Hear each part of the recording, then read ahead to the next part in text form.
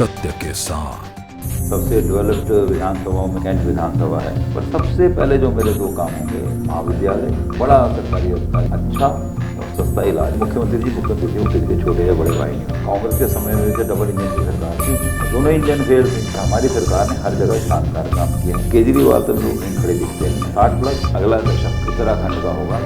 उत्तराखंड की राजधानी देहरादून में जब कभी भी भारतीय जनता पार्टी के अस्तित्व की बात होती है तो डाबर परिवार का जिक्र करना लाजमी होता है, क्योंकि डाबर परिवार देहरादून में भारतीय जनता पार्टी का परचम उस दौर से उठाए हुए है, तब से भारतीय जनता पार्टी का गठन हुआ है।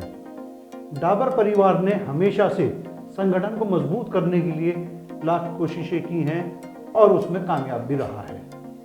लेकिन ये इनका बड़कपन ही कहेंगे कि पिछले 40 सालों से हरबंश कपूर जी को अपना समर्थन देते आए हैं, लेकिन अब हरबंश कपूर दुनिया में नहीं है।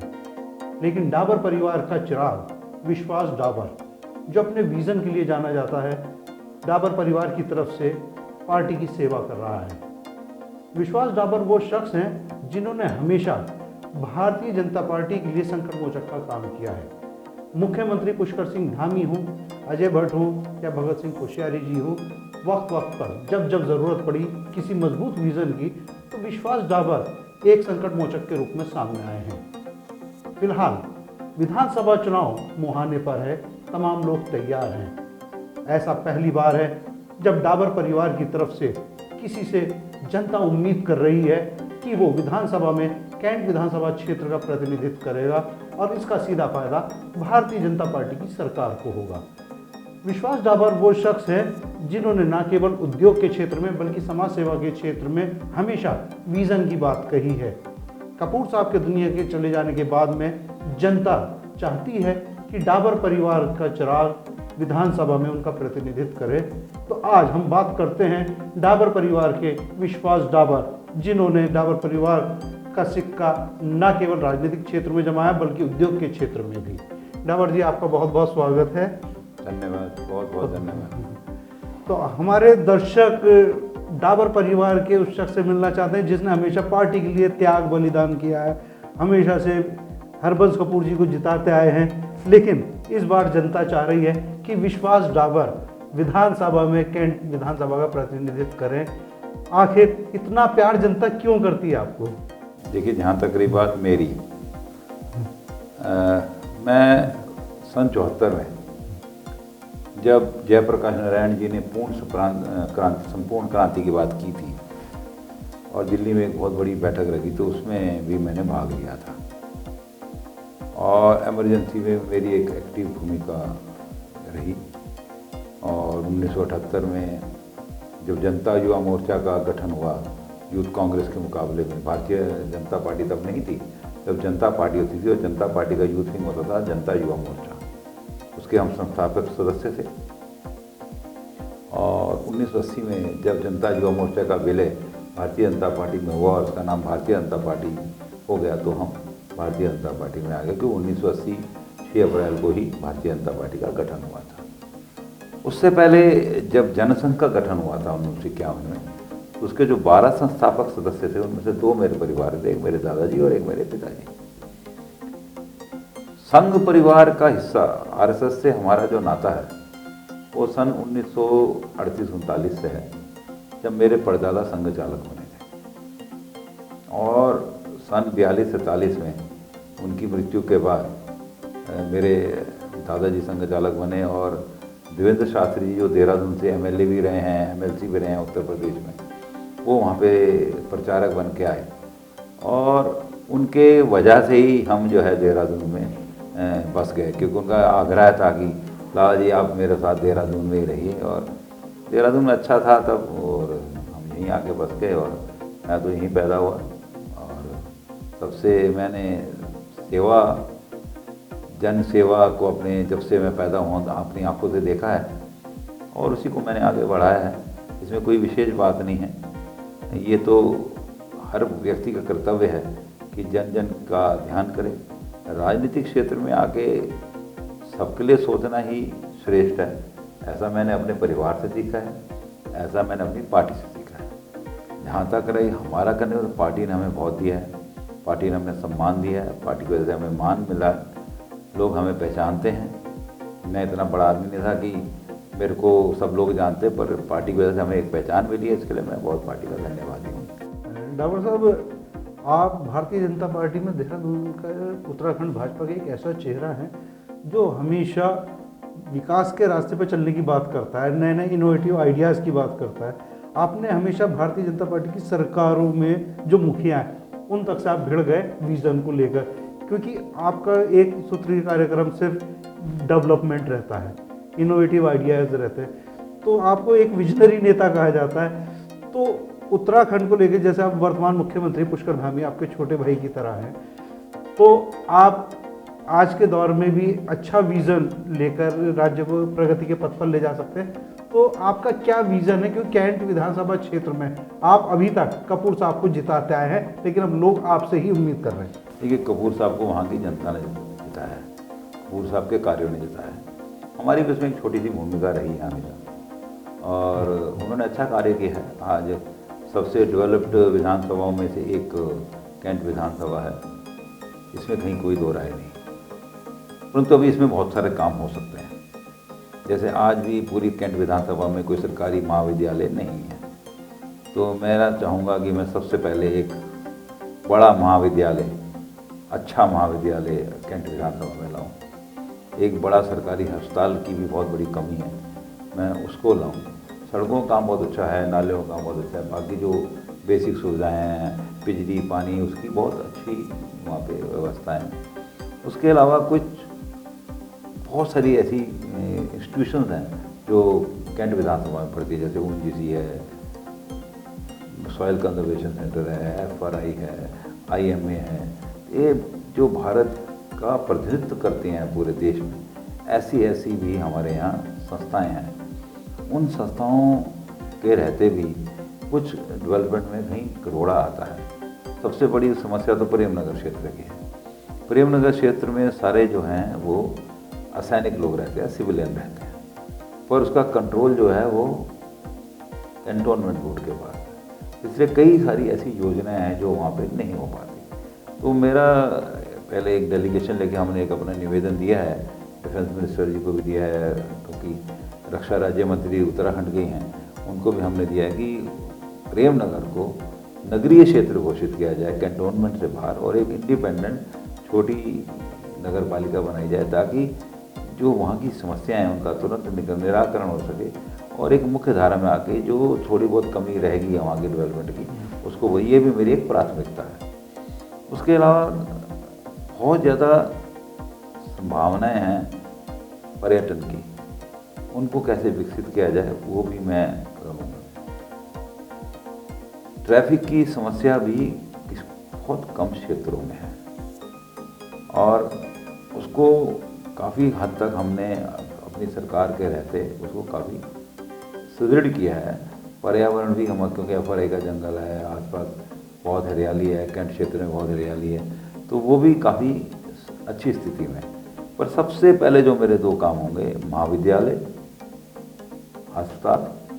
ये सरकारी अस्पताल, एक बड़ा सरकारी अस्पताल, एक बड़ा सरकारी संस्थान जहाँ पे लोगों को अच्छा और सस्ता इलाज मिल सके, एक। और दूसरा जो मैंने आपसे कहा है कि बच्चों को एक अच्छी शिक्षा मिल सके। आज देहरादून शहर में पढ़ने वालों की, छात्रों की संख्या बहुत अधिक बढ़ गई है, और कोई भी सरकारी महाविद्यालय बहुत दिनों से नहीं बना है। और इसमें कैंट क्षेत्र के में बहुत ज़्यादा लोग रहते हैं।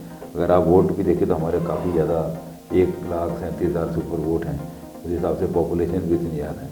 तो उसके पीछे आज कोई महाविद्यालय नहीं, बहुत दूर से, प्रेमनगर से, इधर उधर से लोगों को आना पड़ता है। तो एक कोई बढ़िया सरकारी महाविद्यालय बनेगा तो यहाँ के छात्रों को लाभ होगा, वो आगे बढ़ेंगे, पढ़ेंगे। और कोई स्किल डेवलपमेंट के बने हुए हैं एक दो संस्थान, जैसे महिला पॉलिटेक्निक बिल्कुल पास ही पड़ती है। इस तरह के भी कुछ और हम जो लोगों को एक वोकेशनल ट्रेनिंग दे सकें, इस तरह के कामों के साथ हम आएँ तो बहुत अच्छा होगा। डाबर साहब, आप भारतीय जनता पार्टी के थिंक टैंक में से एक हैं, मुख्यमंत्री जी छोटे भाई की तरह हैं आपके, और ऐसे में आपको एक बड़ी चुनौती मिल रही है केजरीवाल की पार्टी से। देखिए, मुख्यमंत्री जी वो किसी के छोटे या बड़े भाई नहीं होते। मैं पहले तो ये स्पष्ट करना चाहूँगा, आप बार बार ये बात ना कहें। मुख्यमंत्री जी जो हैं वो उनका अपने एक विजन है, अपनी एक पर्सनैलिटी, और बहुत कम उम्र में इतना आगे पहुँचे तो उनके अंदर कोई ना कोई विशेष बात रही होगी। मुख्यमंत्री जी की जो सबसे विशेष बात यह है कि वो हर किसी को ध्यान से सुनते हैं। मैं कभी कभी हैरान होता हूँ, मैं पूछता हूँ तुम्हारे पास इतना समय कैसे आता है कि तुम रोज़ 500 आदमी की बात सुनते हो और उसको याद भी रखते हो और उस पर काम भी करते हो। ये तो बहुत बड़ा हमारा सौभाग्य है कि ऐसे प्रधान मुख्यमंत्री हमें मिले हैं। और विशेषतर जो प्रधानमंत्री का जो विशेष लगाव है उत्तराखंड के साथ, जो कि यहाँ की योजना 1 लाख करोड़ से ऊपर की योजना है। भाई, कांग्रेस के समय में तो डबल इंजन की सरकार थी, दोनों इंजन फेल थे। फेल क्या थे? नुकसान कर रहे थे। भाई, अटल बिहारी वाजपेयी हमें 10 साल का इंडस्ट्रियल पैकेज दे के गए थे, उन्होंने इसे कम करके 4 साल करा, फिर 7 साल करा। इस वजह से बड़ी बड़ी जो फैक्ट्रियाँ, इंडस्ट्रीज और संस्थान हमारे यहाँ आना चाह रहे थे सब रुक गए। तो कांग्रेस ने तो इतना नुकसान किया है, आज उनको शर्म भी नहीं आती, बोलते हैं बेरोजगारी है, ये है वो। बेरोजगारी तो इनकी देन है। अगर उस पैकेज को इन्होंने छेड़खानी नहीं की होती तो आज हमारे तो अपने सारों को रोजगार मिला ही होता, हम देश के कई लोगों को और रोजगार दे रहे होते। तो उल्टा चोर कोतवाल को डांटे, भाई किया हरकत तुमने, भुगत रहा है पूरा प्रदेश। हम तो कोशिश कर रहे हैं। अभी भी हमने जो नई इंडस्ट्रियल पॉलिसी निकाली है उसमें पहाड़ में बहुत सारे उद्योग लगाने के लिए कहा है और उसका असर दिख भी रहा है। 15 से 20 हज़ार करोड़ के नई इन्वेस्टमेंट आई भी है। कांग्रेस अपने समय में बता दें, बातें करने के अलावा बड़ी बड़ी बातें कर देना, महंगाई महंगाई में। कहाँ है महंगाई? दुनिया में सबसे कम महंगाई भारत में है। आज इंग्लैंड में भी पेट्रोल की शॉर्टेज है, 150 रुपये लीटर में भी लोगों को पेट्रोल नहीं मिल रहा। हमारे यहाँ किसी चीज़ की है कमी? ना किसी राशन की कमी है, ना किसी दवाई की कमी है, ना किसी अन्य चीज़ की कमी है। ये एक श्रेष्ठ स्थिति है। ठीक है, कोविड ने हमारे 2.5 साल खराब कर दिए। आज उत्तराखंड की स्थिति बहुत अच्छी होती अगर ये कोविड जैसी बीमारी ने पूरे दुनिया पे अटैक ना किया होता।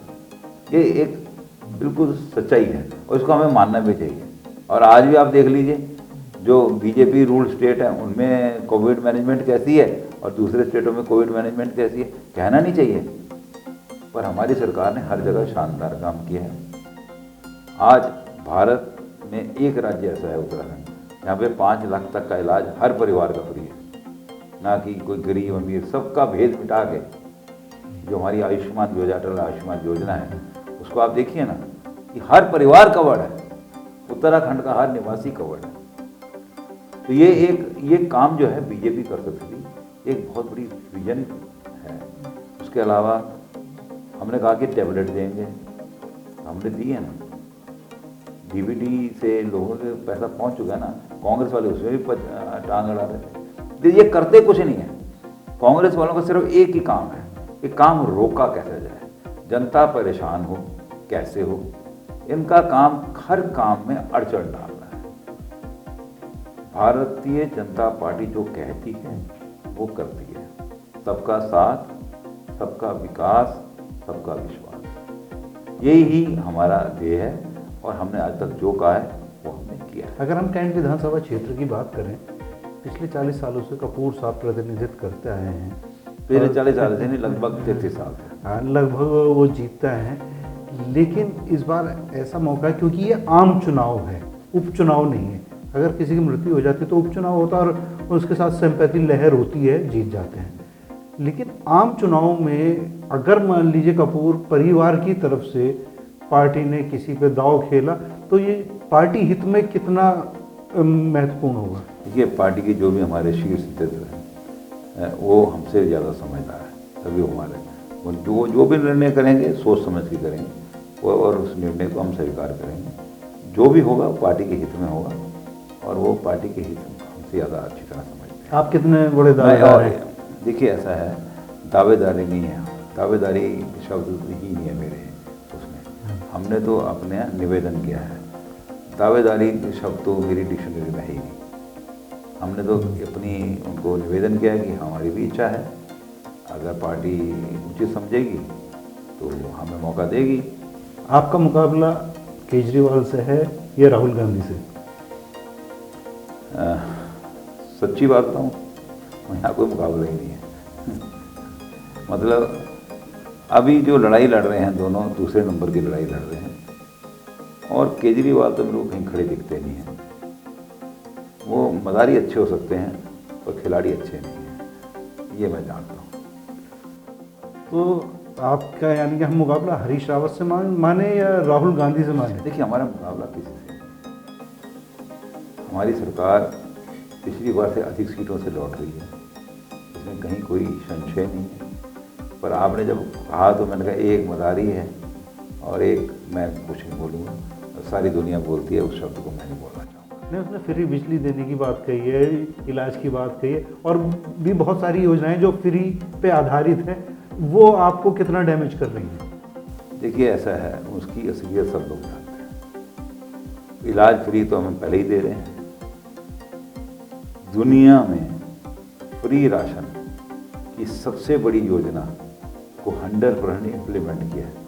मैं इन दिनों में जब जनता के बीच में जाता हूँ, मैंने हजारों लोगों से पूछा है कि राशन मिला? उसने कहा जी मिला। मेरे को एक भी व्यक्ति ऐसा नहीं मिला जिसने ये कहा कि हमको राशन नहीं मिला। और उसने साथ में एक बात और कही कि कांग्रेस के टाइम पे जब चावल मिलते थे, गंदे मिलते थे, पत्थर वाले मिलते थे, गेहूँ बहुत ख़राब मिलती थी, आज की डेट में राशन मिलता भी है और अच्छा मिलता है। ये दुनिया की सबसे बड़ी योजना है। 80 करोड़ लोगों को इतने दिनों से, और मार्च तक ये अभी मिलना है। मार्च में अगर स्थितियां नहीं बदलेगी तो उसको आगे एक्सटेंड किया जाएगा। तो ये हम कहते नहीं है ना, हम तो कर रहे हैं। दिल्ली और उत्तराखंड के राज्य में बहुत फर्क है। दिल्ली का जो पैसा आता है, जो उनका रेवेन्यू है, वो हमसे 5 गुना है, और उसका जो साइज है बहुत छोटा है। और वहाँ बहुत सारी चीज़ें जो है केंद्र सरकार करती है, वो खर्चे केंद्र सरकार करती है, वो वहाँ की सरकार को नहीं करना पड़ता। तो केजरीवाल तो वो कुछ बिजली अगर फ्री दे रहे हैं तो उन्होंने क्या करा? आज सड़कों की क्या हालत है दिल्ली की, आपने कभी जानने की कोशिश करी? वहाँ पे बाकी क्या स्थिति है? पूरी सरकारी ज़मीनों पे किस तरह से कब्जा होता जा रहा है, हर जगह ये कितनी स्थितियाँ खराब हैं, हर सरकारी दफ्तर की स्थिति कितनी खराब है। क्या आज के दिल्ली में कितना कैपिटल नहीं आया है? क्या स्थिति है दिल्ली की? केजरीवाल से फिर भाजपा क्यों डरी हुई महसूस हो रही है? ये आपको लग रहा है, हम तो कहीं भी डरे हुए। हम आपको किस कारण से आप ये बात कह सकते हैं? ये प्रश्न ही अपने आप में गलत है। तो ये तीसरे विकल्प के तौर पे उभरना भाजपा को कितना डैमेज कर रहा है केजरीवाल का? समझे नहीं कहाँ? मैंने आपसे कहा ना, मज़ारी आता है, थोड़ी देर लोग एंजॉय करते हैं, ताली मारते हैं, चले जाते हैं, इससे आगे कुछ नहीं। तो मेरा एक महत्वपूर्ण सवाल ये कि हरीश रावत और राहुल गांधी कौन सा फैक्टर उत्तराखंड में काम कर रहा है? अगर हम आपकी माने कि नंबर 2 की लड़ाई लड़ रहे हैं, तो नंबर 2 की राहुल गांधी लड़ रहे हैं या हरीश रावत लड़ रहे हैं? देखिए, इनका कोई फैक्टर नहीं है, दे आर फैक्टरलेस। जनता इनका ड्रामा समझ चुकी है। जो व्यक्ति ये कहता है मंत्रियों को कि दबा के पैसे खाओ, मैं उधर कर लूँगा, फिलहाल 5-5 करोड़ ले लो, कहाँ जनता उन पर विश्वास करने वाली है? 3,40,000 वोट से लोकसभा में हरा के उनको बता दिया गया है। दोनों सीटों से विधानसभा में हरा के जनता ने उनको जवाब दे दिया। अब वो एक बार और जवाब लेना चाहते हैं, ले लें, ये उनकी इच्छा है। आप कितनी सीटों के साथ कम बैक कर रहे हैं? मैंने कहा ना, पिछली बार से अधिक। कितनी सीटें? 60 प्लस, इससे कम नहीं होगी। अब हम आपसे अनुरोध करेंगे कि मैं आपसे ना एक थोड़ा बताना चाहूँगा। पिछली बार जब चुनाव समाप्त हो गया तो आपको याद होगा, हमारा आप बैठे हुए थे, तो वहाँ कई लोग अटकलें लगा रहे थे, 36 आएंगी, 38 आएंगी, 40 आएंगी। तो मैंने जब कहा था 55 प्लस आएंगे, तो आप सब ने कहा था नहीं आएंगी। तो मैं इसलिए याद करा रहा हूँ कि 57 आई थी, और मैंने तब भी 55 बोला था। आज मैं 60 प्लस बोल रहा हूँ, इसको आप नोट कर लीजिए। हम आपसे अनुरोध करेंगे कि हमारे दर्शकों को आप अपने उस विज़न से रूबरू कराएं जो जनता जानना चाहेगी। भारतीय जनता पार्टी और विश्वास डाबर के रूप में आपका क्या विज़न है? अंत में यही सवाल सीधे दर्शकों से आप रूबरू हों। देखिए, हमारी विजन मोदी जी के विजन के साथ जुड़ी हुई है।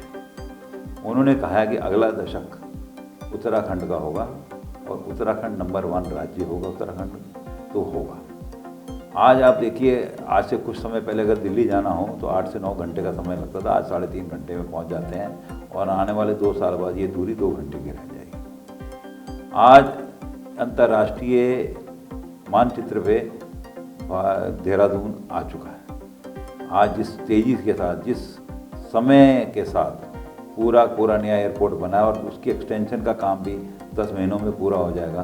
तो जो हमारे विदेशी जो हमारे मेहमान हैं उनका आना भी होगा और टूरिज़्म की जो अपार संभावनाएं हैं उनको हम पूरा करेंगे।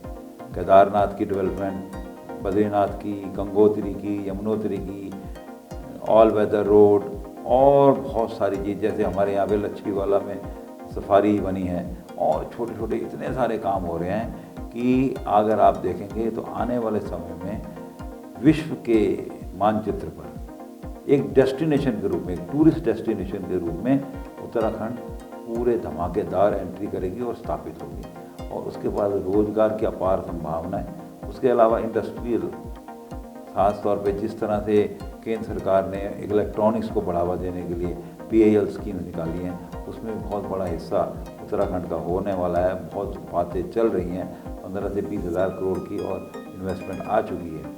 और जो हमारा वायदा था कि हम पलायन रोकेंगे, पलायन क्या रुकेगा, हम यहाँ के तो लोगों को रोज़गार देंगे ही देंगे। पूरे हिंदुस्तान में, पूरे भारत में हम रोज़गार देने वाले सबसे बड़े राज्य होंगे। डावर जी, आपने इतना वक्त दिया, इतना वक्त निकाला, उसके लिए बहुत बहुत धन्यवाद। आप हमारे साथ आए, अपने अनुभव को शेयर किया, अपना विज़न बताया, इसके लिए बहुत बहुत धन्यवाद। तो ये थे विश्वास डावर, जो भारतीय जनता पार्टी के थिंक टैंक में से एक महत्वपूर्ण शख्स हैं। तो विश्वास डावर जी ने सीधे तौर पर बताया कि उत्तराखंड राज्य आने वाले वक्त में 60 से ज़्यादा सीटों के साथ कम बैक करेगी और भाजपा का जो उत्तराखंड का नेतृत्व होगा वो ये साबित करेगा कि उत्तराखंड पूरे देश में सर्वश्रेष्ठ राज्य है। हमारी शुभकामनाएं डावर जी के साथ और जो लोग भी चुनावी मैदान में हैं। फिलहाल मोहम्मद सलीम सेठी को दीजिए इजाज़त। नमस्कार।